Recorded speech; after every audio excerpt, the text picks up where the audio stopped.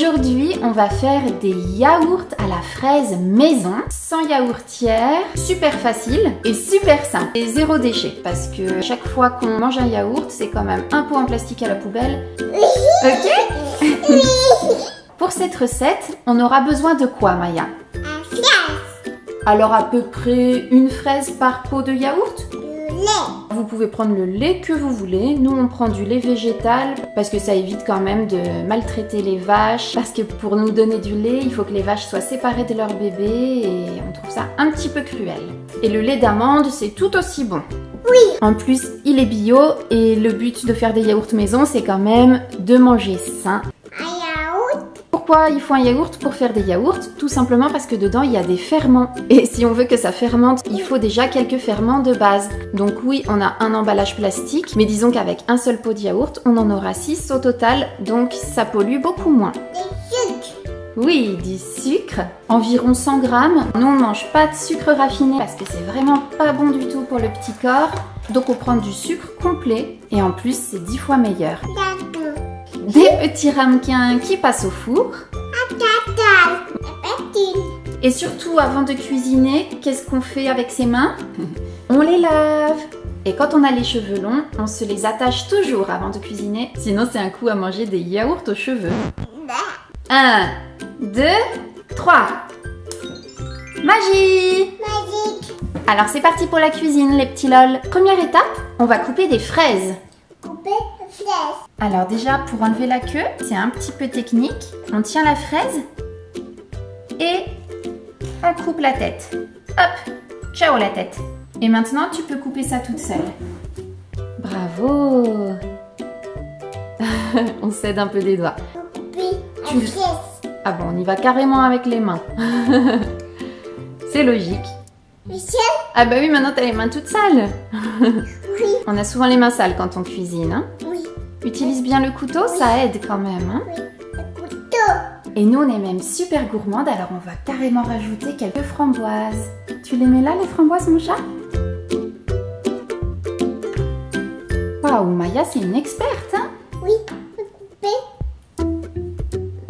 Oh, c'est qui mange les framboises en douce? Hop, on peut tout mettre dans la casserole. Super!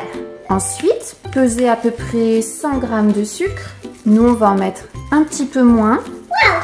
Yummy. Et on verse le sucre dans la casserole avec les fraises. Bravo! Ensuite, votre papa ou votre maman va mettre la casserole à cuire à feu doux pendant 5 minutes. Et ça va compoter. Compote. Oui, ça sent trop bon. Si vous n'aimez pas les morceaux, vous pouvez mixer le tout. Nous, on va les laisser comme ça. Pendant ce temps, vous pouvez préchauffer le four à 50 degrés. Et on met notre petit mélange de côté pour plus tard. On peut simplement rincer la casserole. On verse le lait dans la casserole. On peut mettre 1 litre complet. Et ensuite, on mélange presque en continu jusqu'à ce que le lait s'évapore en grande partie.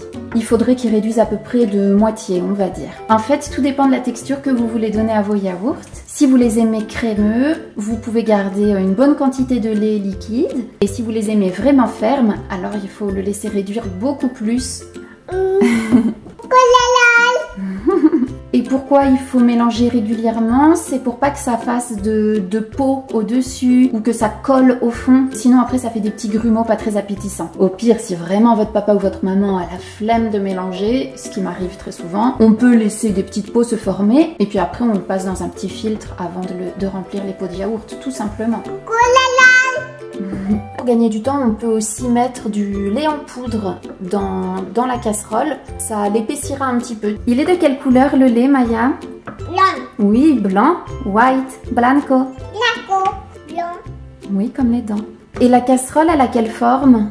Rond. Rond. Oui, tu as raison. Rond, cycle, circulo. Cigole. Sors les doigts de la bouche, petite cochonne, sinon ça sert à rien de les laver avant de cuisiner, hein. Pendant ce temps, on peut ouvrir le yaourt. C'est difficile, hein? Oui. Hop là, bravo! Et tu vas verser tout le yaourt dans le petit récipient de fraises. Alors moi j'ai fait la bêtise de prendre un récipient un peu petit Et donc ça se joue au millimètre. On n'oublie pas de surveiller son lait. Une fois que le lait a bien réduit, on peut éteindre le feu.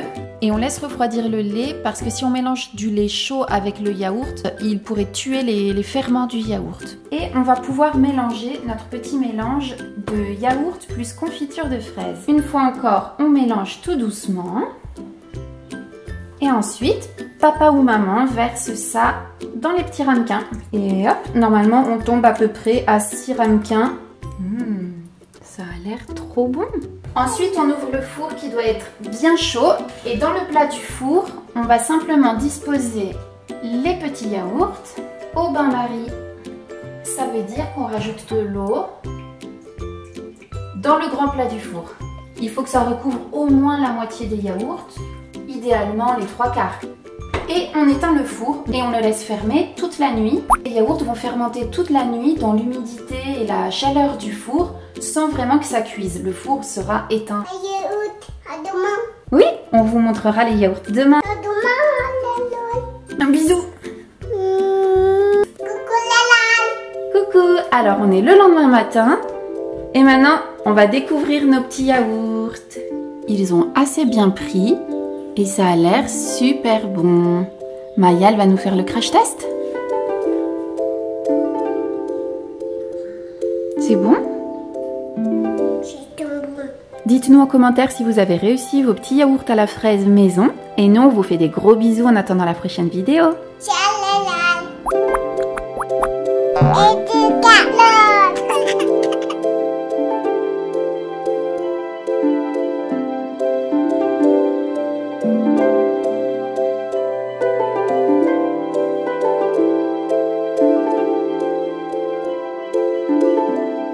Thank you.